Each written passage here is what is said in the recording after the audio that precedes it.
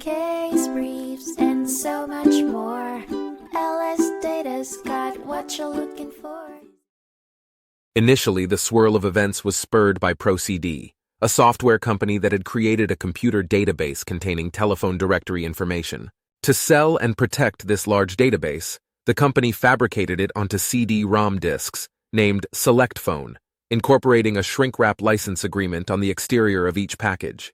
The agreement outlined that buyers could not resell the database's contents. However, the waters were muddied when Zeidenberg, who had purchased this CD, installed the software, agreed to the terms, but then began selling the data on his website at a lower price than what the CD was worth. This act spurred ProCD into action, resulting in a lawsuit against Zeidenberg for alleged breach of the license agreement.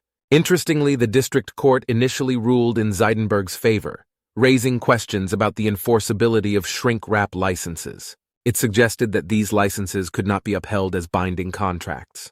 However, the majority opinion of the Court of Appeals differed drastically. The court ruled that shrink-wrap licenses could indeed be enforceable contracts, except in cases where their terms were found to be objectionable. As a consequence of this ruling, the lower court was directed to enter judgment for ProCD. In conclusion, the originally disregarded shrink-wrap license was vindicated by the Court of Appeals as a valid contract.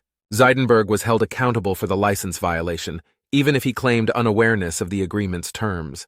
Despite the database not being protected by copyright law, the court ruling affirmed that it was safeguarded by the binding license contract.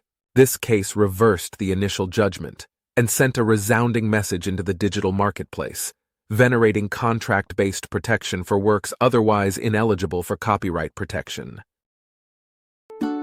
Case briefs, and so much more. LSData's got what you're looking for. Visit lsd.law, elevate your mind, leave the stress of climb.